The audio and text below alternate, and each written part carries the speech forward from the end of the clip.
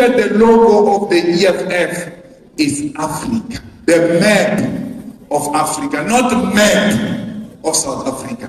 Because EFF is not a South African political party, it's an African political party.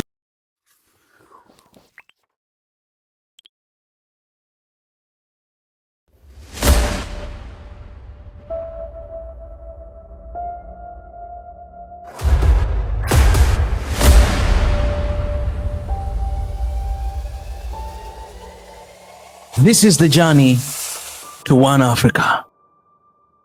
That our freedom is for Africa. Because it's beginning Africa, not South Africa. Not South Africa. If you doubt and you join things that you know nothing about because Utande is in Donje, but I think in a period I get Puangena. Without reading, without checking anything, where you are seated, just look at the logo of the EFF. It's Africa, the map of Africa, not the map of South Africa. Because EFF is not a South African political party. It's an African political party that seeks to unite the whole continent of Africa. Hey, we don't want foreigners. Hey, we don't want Zimbabweans. Hey, we don't. These people, they came with EFF. They brought foreigners here. No, my guy.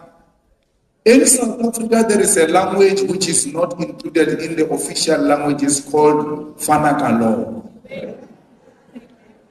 where there is a mixture of Ronga, of Kalanga, of Shona, of South African languages, everything. Tatalapa, Bekalapa. That language was formed long before the existence of the EFF. Why? All of these nations were being told we must chase them away. Actually, have got a claim in our economy because our economy was built on the discovery of diamond and gold.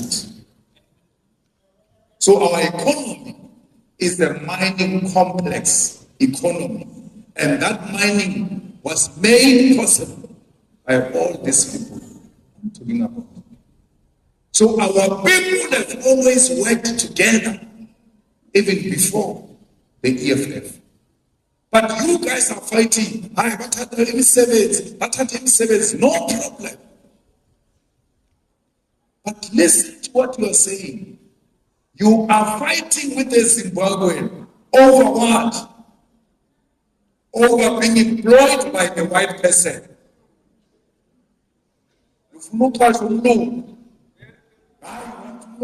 I want to work for this white man. This one is denying me to work for the white man. I'm the one who must work for the white man. That's not effectively what you are saying.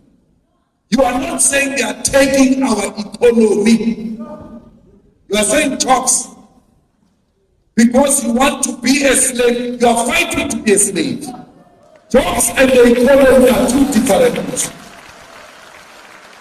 You are not saying Zimbabweans have taken the land. You are not saying Zimbabweans have taken the restaurants. You are saying Zimbabweans are working in the restaurants and they pushed us out. But who's the owner of the restaurant? Did the Zimbabweans put a gun on the head of the owner? Who employs people there? It's a white man who now wants to put us against each other because apartheid thrives through divide and rule. So we are part of the international progressive left, which will not allow capital to wipe off earth Palestine. And that's why we are with the people of Palestine. Because, comrades, you must always be on the side of the weak. And that's what you do every day, by the way. But when it comes to politics, you forget. In your daily lives, you're always on the side of the weak. If you find two people fighting, you first look at the strong one. And that's the one you always grab. Because that other one is already down. So you grab this strong one so that it doesn't kick the one who's already down. If you are not on the side of the weak, why are you not going to grab the one who's down so that the strong can kick the weak? That's what you apply in life on a daily basis. Apply that even in politics. America vetoes ceasefire in Palestine. Why? Because it's not Israel that is in war with Palestine. It's the USA that is in war with Palestine and uses Israel as a military base of the USA in the Middle East. So we must not allow America to continue to be a bully without being exposed. This America says it's a peaceful institution, it's an advanced democracy.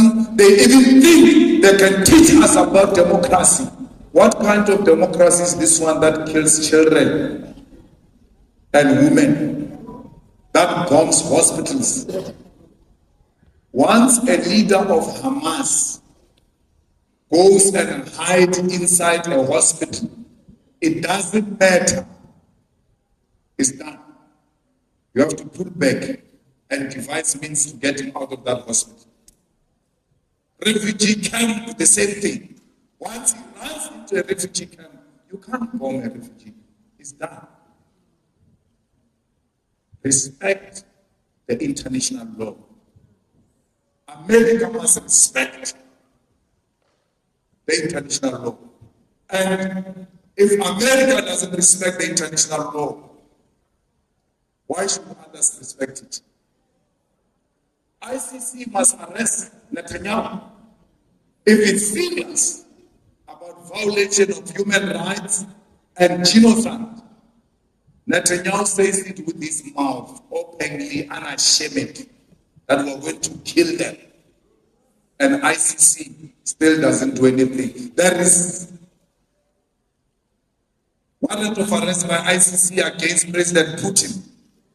He hasn't done anything. In Russia, they are fighting state to state and not innocent women and children. So the inconsistency of the UN and the ICC and the Security Council must be exposed for what it is. So I'm saying all of this, fighters, as a way of saying to you, you have a duty to understand that even during World War II, during festive season, there was a ceasefire to allow people to have a festive. They knew that even if we fight, Shem, there is Christmas, let's enjoy a bit, we'll come back to fight. This one that doesn't allow ceasefire for water to be taken to Palestine, we must not be part of that, and let's not keep quiet. Let's talk about it. So that history, when it gives an account, they say there were men and women in red who stood with Palestinian people when it was not fashionable to do so.